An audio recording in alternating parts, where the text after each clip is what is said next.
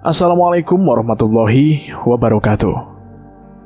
Selamat datang di Lentera Hitam. Untuk episode kali ini, kami akan membawakan kisah nyata tentang pendaki pelanggaran atau pendaki yang melanggar pantangan. Kisah ini kami ambil dari penulis Hero. Terima kasih buat penulis Hero yang sudah mengizinkan kami untuk menceritakan kisah ini. Tidak usah lama-lama dan tidak usah banyak berkata-kata. Langsung saja menuju ke ceritanya.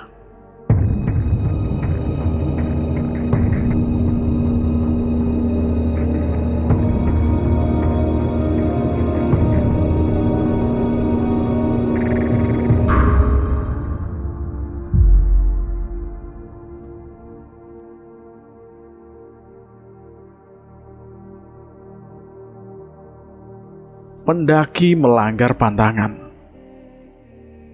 Sudah 1 minggu setelah diumumkan kelulusan sekolah menengah atas, kami berkumpul lagi untuk membicarakan persiapan mendaki Gunung Slamet. Aku, Haris Setiadi, cukup antusias dan tidak sabar menunggu hari keberangkatanku bersama 3 teman kelasku, Mia, Rozi, dan Ulil. Walaupun sebenarnya ini bukan kali pertama kali aku mendaki sebuah gunung, hari ini merupakan pertemuan ketiga kami sejak sebelum pengumuman di mana kami merencanakan untuk merayakan kelulusan dengan mendaki Gunung Slamet. Kami mengadakan pertemuan di villa milik Mia dan memutuskan menginap karena memang bagi Mia, Ulil, dan Rozi belum memiliki pengalaman dalam hal pendakian. Mia pun menerima untuk hari ini. Kami menginap saja di villa milik orang tuanya, sembari menuntaskan pembicaraan untuk apa saja yang perlu dipersiapkan apabila ingin melakukan pendakian ke gunung. Bisa dikatakan kami melakukan rapat. Ini mengurangi terjadinya hal-hal yang tidak diinginkan nantinya. Mia mengaku dia sering menyaksikan kisah dari orang lain yang melakukan pendakian ke beberapa gunung. Sering terjadi hal-hal yang di luar logika, seperti penampakan dan yang lainnya. Dan itulah yang terjadi. Alasan Mia meminta kami menginap agar dia dapat mendengar cerita pengalamanku dalam hal pendakian. Kamu jangan terlalu kepikiran gitu, Mia. Lagian kamu juga kan yang gak tahu cerita itu benar apa hoaks. Lagi pula gak ada buktinya kan. Itulah tanggapanku saat Mia mengutarakan kekhawatiran itu terjadi di pengalaman pertama mendaki. Mia terlihat cemas karena tanggapanku begitu enteng terhadap kekhawatirannya. Udahlah Mia, gak usah khawatir sampai segitunya, kan ada aku, sambung Rozi untuk sedikit mengurangi kekhawatiran Mia yang dibalasnya jutek. Aku pun mulai melanjutkan pembicaraan malam itu, hingga kami resmi memutuskan akan melakukan pendakian 2 hari mendatang. Tepat hari Sabtu pagi kami berangkat. Istirahat yuk. Ini juga udah terlalu malam. Apalagi Haris bilang perlu banyak tenaga yang harus kita siapkan untuk pendakian nanti, ungkap Ulil sambil menguap. Kami yang memang sudah memutuskan untuk menginap malam itu, akhirnya menuju kamar kami masing-masing. Namun ternyata Mia masih memiliki kegelisahan yang besar. Mungkin karena tontonannya yang mengisahkan hal mistis saat melakukan pendakian gunung. Mia yang sebenarnya sudah merebahkan badannya di atas kasur, kembali bangun dan mencari berbagai cara untuk menghilangkan kegelisahannya. Mia berjalan ke depan jendela kamarnya, karena memang Mia tidur di lantai 2 villa tersebut. Sebenarnya lebih nyaman lagi kalau keluar dan berdiri di balkon. Namun udara malam itu terasa begitu dingin. Terlebih lagi, villa milik orang tua Mia memang berada di dataran tinggi, yang walaupun tidak hujan pun tetap saja akan terasa kedinginan. Baru beberapa menit, Mia berdiri di depan jendela kamarnya yang dibuka, menikmati pemandangan malam dengan bukit-bukit gelap yang memiliki keindahan tersendiri. Saat malam, jadi hanya terlihat lampu yang temaram dari rumah-rumah warga. Terlihat cahaya yang mengarah ke jendela kamarnya dan membuatnya cukup terkejut. Setelah mengetahui cahaya itu dari senter milik penjaga villa, Mia memutuskan untuk turun dan berbicara sebentar dengan Pak Karno yang sedang membersihkan daun yang jatuh ke atas kolam renang di villa itu. Mbak Villa kan tidak sendirian di villa malam ini, jadi Bapak memutuskan untuk membersihkan kolam renang. Barangkali teman-teman Mbak Mia mau renang besok pagi sebelum pulang. Begitu penjelasan Pak Karno, setelah Mia menanyakan apa yang sedang Pak Karno lakukan. Mia yang hanya duduk di bangku samping kolam renang mengenakan jaket, tiba-tiba ingin mengajukan pertanyaan kepada Pak Karno. Apa Pak Karno pernah naik gunung? Pak Karno yang mendengar pertanyaan tersebut membuatnya tersenyum dan berjalan menghampiri Mia sembari meletakkan saringan yang dia gunakan untuk membersihkan dedaunan yang masuk ke kolam renang. Kalau Bapak sendiri sih belum pernah naik gunung, Mbak. Tapi teman sih ada yang katanya orang tuanya juru kunci. Tapi sekarang udah lama Bapak nggak ketemu. Mungkin dia udah jadi juru kuncinya, jawab Pak Karno. Mia yang hanya diam tanpa memberikan jawaban, menerima pertanyaan dari Pak Karno. Emang kenapa Mbak, kok nanya gitu? Tanya Pak Karno. Nggak apa-apa sih Pak. Kirain Pak Karno pernah naik gunung, ungkap Mia, dan tidak lama Mia menyambungkan dengan pertanyaan. Benar nggak sih Pak, kalau di gunung itu nyermin? Sambung Mia. Pak Karno yang mendengar pertanyaan itu dari Mia tertawa kecil dan bertanya kepada Mia. Jangan-jangan Mbak Mia mau naik gunung ya? Mia tersenyum malu karena pertanyaannya membuat Pak Karno tahu keniatan Mia yang ingin naik gunung. Dan Pak Karno hanya memberikan keterangan bahwa memang berdasarkan keterangan dari bapak teman Pak Karno, kalau di gunung memiliki kisah dan sejarah tersendiri. Dan kita yang ingin mendaki gunung itu harus tahu apa saja hal-hal yang menjadi pantangan, agar kita tidak seenaknya dan menjauhi larangan-larangan itu. Mia yang mengerti maksud dari apa yang dikatakan Pak Karno hanya mengangguk dan bergegas bangkit untuk istirahat, agar besok tidak terlalu lelah, karena besok Mia dan teman-temannya harus mencari jasa penyewa perlengkapan pendakian. 1 hari kemudian, setelah mereka melakukan rapat dan menginap di villa milik orang tua Mia, mereka juga memutuskan untuk menginap lagi di tepat malam Sabtu, agar tidak terlalu jauh jarak keberangkatan mereka ke lokasi Gunung Slamet.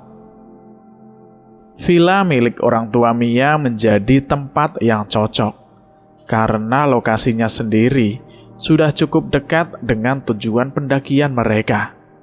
Akhirnya, tibalah hari di mana mereka akan melakukan pendakian.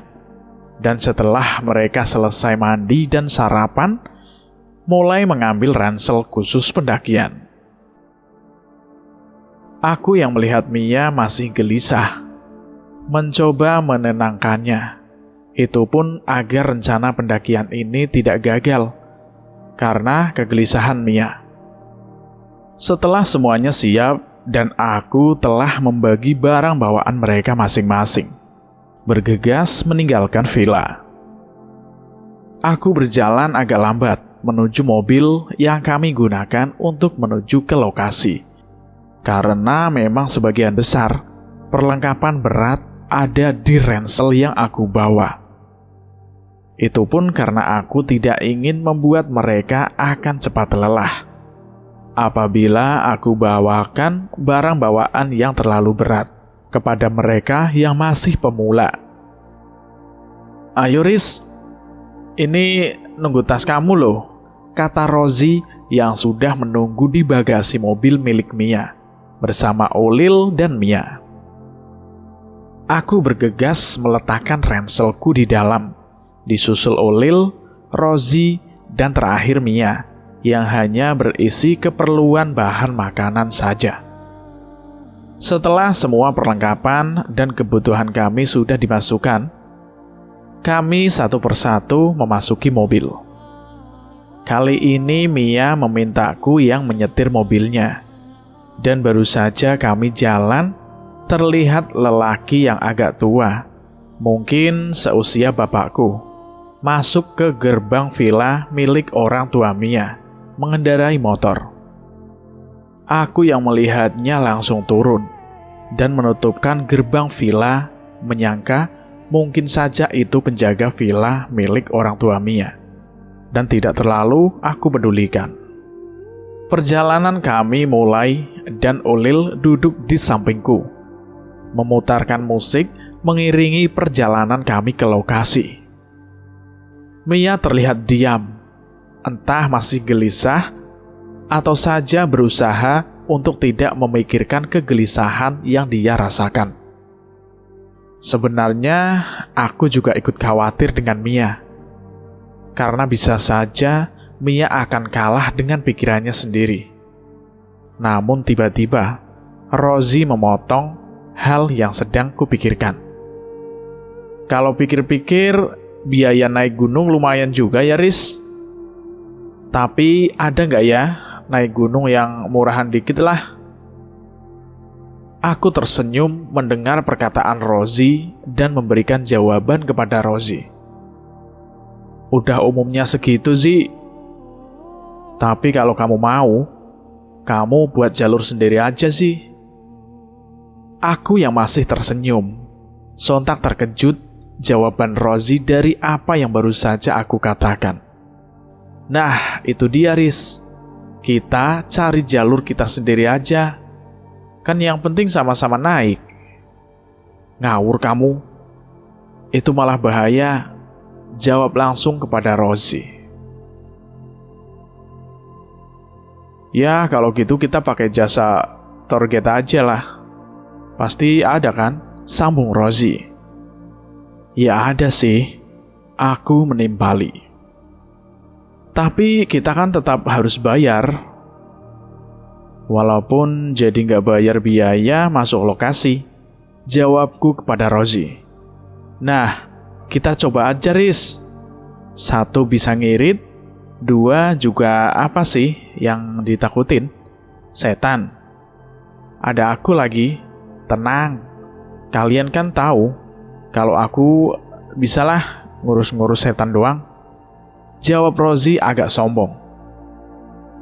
Aku hanya diam saja dan sebenarnya tidak ingin menghiraukan apa yang dikatakan oleh Rozi.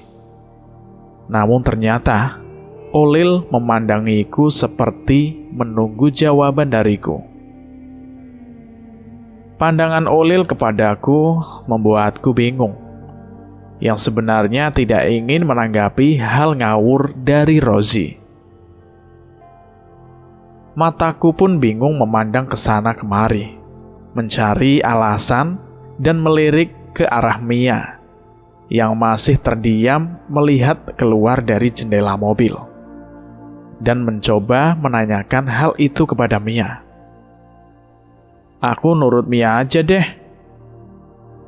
Aku berharap Mia tidak mungkin mengiyakan hal yang mungkin saja dapat membahayakan kami nantinya. Namun yang terjadi justru sebalikannya. Terserah kalian saja deh. Dan benar saja, jawaban Mia disambut gembira oleh Rosie karena merasa dipenuhi keinginan gilanya. Olil hanya tersenyum melihat tingkah Rosie. Namun yang masih ada di pikiranku hanya bagaimana keadaan Mia. Olil yang telah menghubungi pihak tour guide memintaku segera memilih jalan yang lain agar menuju tempat yang baru saja mereka sepakati.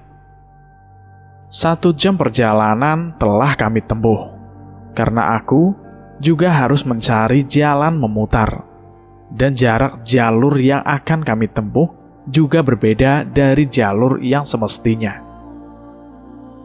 Aku masih duduk di depan setir, memperhatikan Olil dan Rosie yang sedang menyelesaikan urusan mereka dengan pihak tour guide.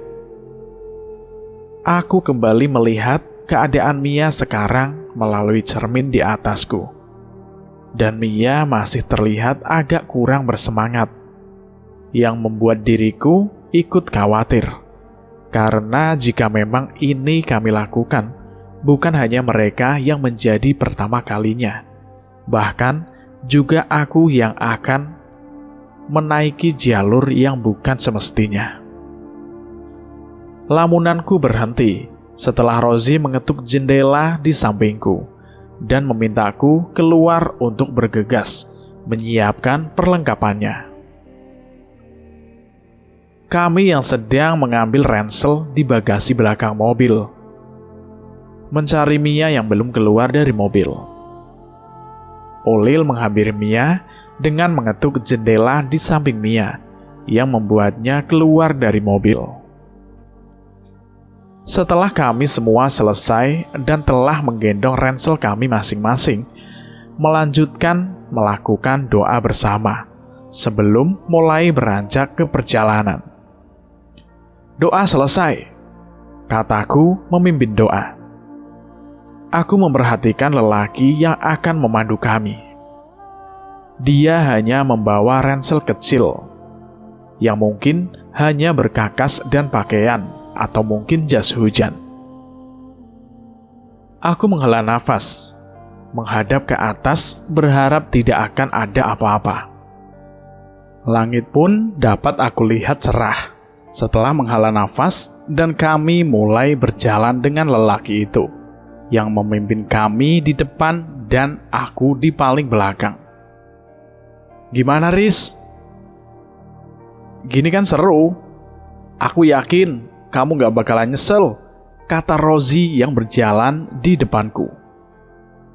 Aku hanya diam saja, tidak ingin memikirkan perkataannya dan terlebih lagi ini asing bagiku. Namun di tengah perjalanan kami, aku juga ikut teringat kalau benar yang dibawa lelaki itu hanya perkakas dan pakaian.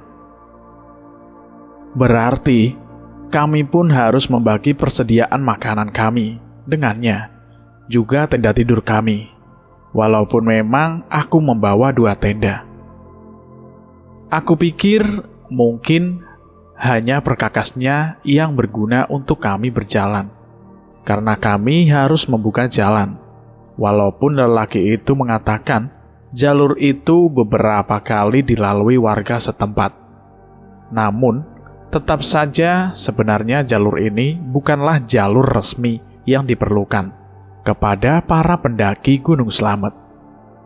Bahkan mungkin saja, karena ini bukan jalur resmi, banyak jalur yang tertutup rumput, maupun semak dan pepohonan kecil, yang memang benar saja, karena baru saja aku melihat lelaki itu mulai mengayunkan parangnya untuk membuka jalur untuk kami berjalan. Untung kalian ini naik tidak terlalu siang, jadi kemungkinan kita bisa sampai di pos 3 tidak terlalu sore, kata lelaki itu sembari masih membersihkan belukar yang menghalangi jalan kami. Aku berpikir, semoga saja begitu. Tapi, berbeda cerita kalau tiba-tiba hujan turun atau kabut walaupun kami memang mulai berjalan dari pukul 8 pagi. 1 jam kami melakukan perjalanan. Dalam perkiraanku, seharusnya tinggal 30 menit lagi kami sudah sampai di pos 1 Blakbak. Aku berjalan sambil mengawasi sekitarku, karena aku masih saja berpikiran mengenai kemungkinan yang terjadi seperti adanya hewan buas yang dapat sewaktu-waktu muncul menyerang kami. Kira-kira kita bakal mendirikan tenda di mana ya? Tanya lelaki yang memimpin kami, dan mungkin saja dia juga sedang memperkirakan jarak perjalanan nantinya dari pos ke pos. Ah, itu mah gampang mas. Kita bisa bikin tenda di mana aja lah. Lagian semua mau sampai pos berapapun, kuat kok kecuali Mia, jawab Rozi sembari menggoda Mia. Yang penting, kalau aku capek istirahat, jawab Mia cepat. Udahlah Zi, jangan gitu. Gak baik, kita lagi bukan di daerah kita. Jadi jangan sembarangan juga. Aku pun ikut memberikan jawaban, karena mulai tidak nyaman dengan perilaku dari Rozi. Udah, jangan berisik kalian ini. Kita kan udah ada pemandu. Ikutin aja dia, pasti tahu baiknya gimana kok. Gak seru juga kalau malah kalian berantem sendiri, jawab Ulil. Aku juga merasa benar juga yang dikatakan Ulil. Tapi aku jujur, sudah mulai tidak nyaman kalau Rozi terus-terusan bersikap seperti itu. Namun dari kalkulasi waktu perjalanan kami, mungkin ini akan normal-normal saja, dan Mia bahkan belum istirahat sama sekali sampai kami tiba di pos 1 Blakbak. Aku pun memutuskan untuk istirahat sebentar dan meminta yang lain bisa minum dan meregangkan otot sebelum kembali perjalanan, karena bisa saja perjalanan kami berikut akan menguras tenaga. Perjalanan kami sampai pos 1 sepertinya membuat Mia sedikit lega, karena aku melihatnya mulai mengeluarkan telepon genggamnya untuk sekedar mengabaikan momen. Oh iya, hampir saya lupa. Di perjalanan berikutnya, aku harap beberapa dari kalian ikut memfoto jalur ya, menghindari terjadinya kabut saat turun nanti, kata lelaki itu. Benar juga, kupikir dan sepertinya aku juga telah salah menilai lelaki itu. Kini aku mulai menjernihkan pikiranku dan berusaha menikmati perjalanan seperti halnya pengalamanku di pendakian sebelumnya. Hingga aku mulai senang melihat senyum Mia mulai merekah dan berani menanggapi sedikit pembicaraan kami di perjalanan dari pos ke pos. Kali ini sudah menunjukkan pukul 4 sore. Kami hampir sampai di pos 5 Watuireng. Apa benar ini akan baik-baik saja? Nyatanya, kami hampir tepat waktu sampai di pos 5. Hanya terpotong waktu istirahat saja. Itu pun hanya minum dan rokok kami. Hingga tibalah kami di pos 5 Watuireng. Menjumpai beberapa pendaki lain yang sudah dengan tendanya masing-masing. Suasana yang cukup lama aku tidak merasakannya sejak kakakku menikah. Memang hobiku ini muncul saat pertama kali kakakku mengajakku untuk mendaki gunung. Hingga saat ini aku masih menyukainya, walaupun tidak bersama kakakku. Kami segera menyiapkan tenda, sedangkan lelaki itu pergi ke sungai yang memang berada di dekat lokasi tersebut untuk sekedar membersihkan diri. Setelah kami selesai mendirikan tenda, aku dan Mia memutuskan pergi ke sungai untuk membersihkan diri dan mengisi kembali persediaan botol air minum kami yang sudah beberapa habis saat di perjalanan. Terlebih lagi saat kami berjalan dari pos 4 Ranu Amerta ke pos 5 Watu Ireng yang cukup terjal, walaupun awalnya landai saja. Aku bersyukur sekali dan berpikir ini mungkin akan menjadi perayaan kelulusan yang sukses bagi kami. Akan tetapi, mengapa masih saja ada hal yang membuatku cemas? Entah apakah itu. Rupanya, apa yang sedang kupikirkan mencuri perhatian dari Mia, yang akhirnya menanyakan hal itu kepadaku saat aku kembali menghampiri Mia yang baru saja duduk setelah membersihkan wajahnya. "Kayaknya gelisahnya pindah nih ya?" tanya Mia kepadaku. Yang sebenarnya bisa dilihat kalau Mia mengejekku. "Alah, enggak lah.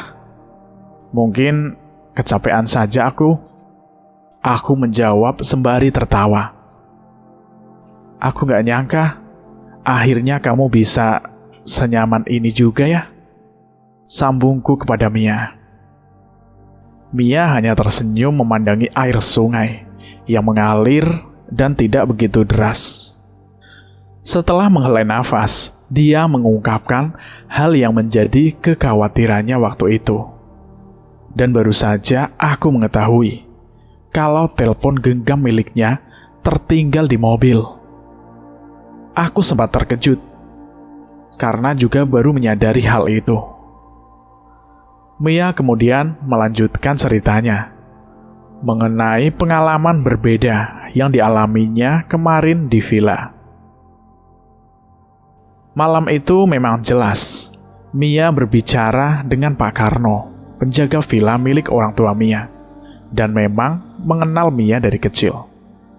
Anggapku mungkin saja dia yang menutup gerbang villanya tadi pagi. Namun, hal yang membuatku terkejut saat Mia mengatakan setelah dapat pesan dari orang tuanya bahwa Pak Karno baru dapat menjaga villa Sabtu pagi, sedangkan Mia berbicara dengannya malam itu saat kami menginap untuk merencanakan rapat. Bagaimana mungkin orang tuanya bisa berkata demikian? Tetapi setelah Mia menanyakan hal itu ke penjaga villanya, ia pun berkata hal yang sama dengan orang tuanya. Bahkan dia mengirimkan foto bahwa beliau, Pak Karno, tengah ada di rumah Mia bersama ayah Mia, dan baru berangkat malam Sabtu dari rumah Mia di luar kota. Mia mengatakan mungkin saja dia mimpi, atau hanya Pak Karno yang lupa mengingat waktunya, hingga mengira itu waktu yang sama saat Mia berbicara dengan Pak Karno. Namun hal yang membuatku terkejut, aku sendiri melihat lelaki itu mengenakan baju yang sama pada malam Sabtu di luar halaman villanya, tanpa dapat kulihat wajahnya yang jelas. Entah aku yang salah atau hanya kebetulan. Perbincangan kami ternyata cukup lama, hingga membuat Rozi memanggil kami dari atas. Aku dan Mia bangkit pergi kembali ke tenda. Namun, lelaki itu ternyata ada di sungai juga, di sisi yang lain, tengah mengambil air untuk persediaannya. Dia hanya diam memandangi kami yang belum jauh dari sungai. Aku yang merasa aneh, berpandangan dengan Mia dan memutuskan turun lagi untuk menanyakan ada apa dengannya, yang barangkali dia ingin minta bantuan kami. Namun baru saja kami berniat turun dan menoleh ke arahnya, sudah tidak kami lihat lelaki itu.